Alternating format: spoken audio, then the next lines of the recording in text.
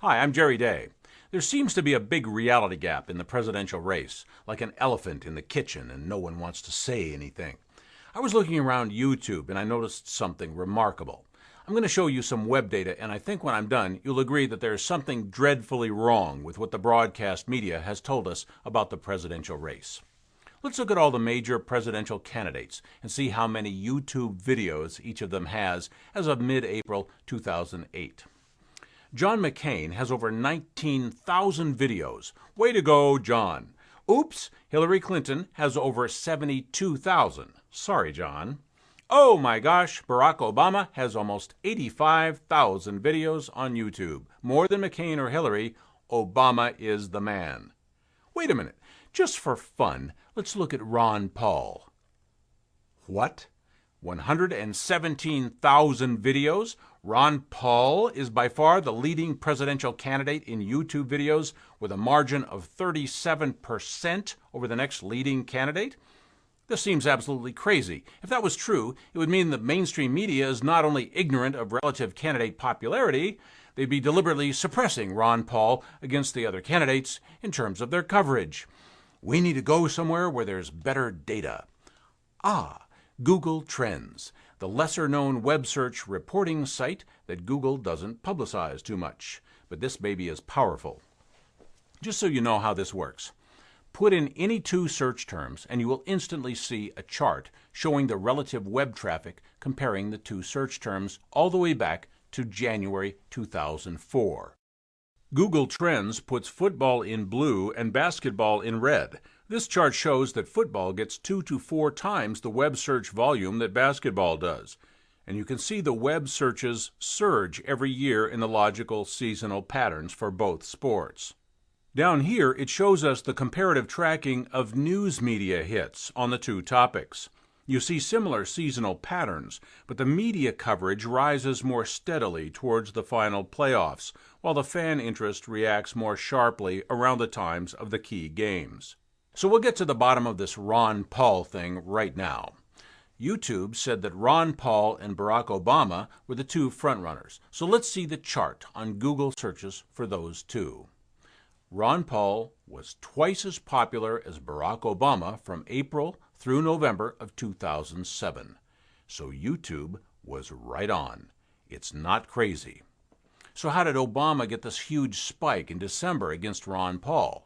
The chart below says that the mainstream news media gave Obama 8 or 10 times as much news coverage as they gave Ron Paul.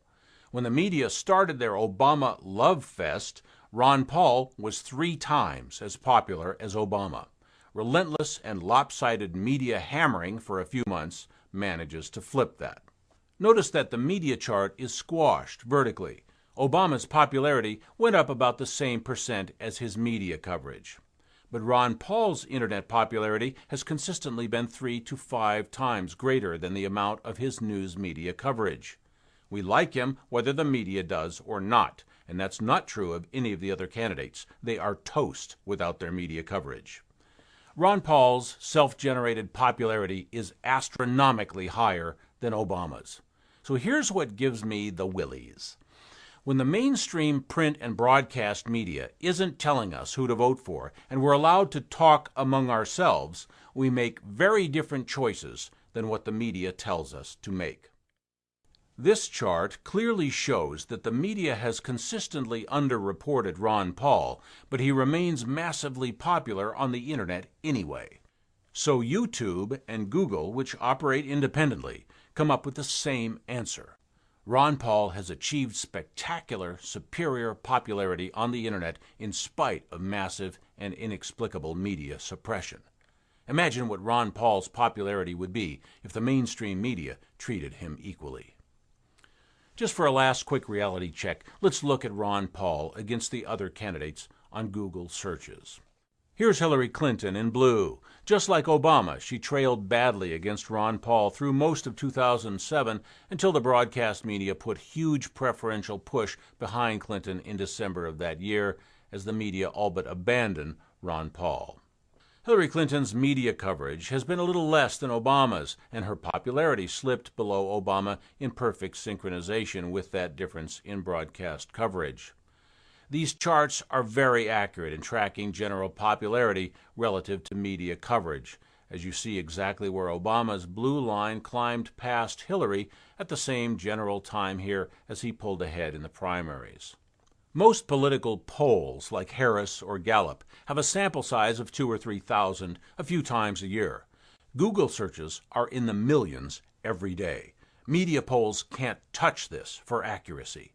And obviously, looking at Ron Paul's actual popularity, bias plays a very large part in media polling. Media polls reported him in single digits while he skyrocketed in popularity all over the web above all other candidates. So here's the real news that we've seen throughout this campaign. At the times when Ron Paul is vastly more popular than all other candidates, the major media does everything possible to bury him. The question is not whether, but who is controlling media content and why. Here's Ron Paul against John McCain. In the last two-thirds of 2007, Ron Paul slaughters McCain, even when McCain is supposedly making his comeback. McCain has barely managed by April of 2008 to edge out Ron Paul after having enjoyed many times the media coverage of Ron Paul for months on end. Throughout this presidential campaign, Ron Paul's internet popularity has been by far the highest relative to his media coverage compared to any other candidate. No one remotely approaches his self-generated popularity. What would explain Ron Paul's astounding success on the internet? Far more sensational yet when you correct for the broadcast media imbalance. It's what Ron Paul says. He's the only candidate who understands economics, who understands the war in Iraq, who understands the views and concerns of most Americans and is able to express the realities that so badly need expressing, while all the other candidates take meaningless rhetorical positions or no positions at all on the things that matter most. Go to YouTube, search for Ron Paul, click on a few videos, and you'll see why the corporate media is afraid of him. You'll see why the American public, at least the majority of the few 100 million on the internet, say that Ron Paul is the only decent choice we'll have in 2008. I'm Jerry Day, television producer in Burbank, California.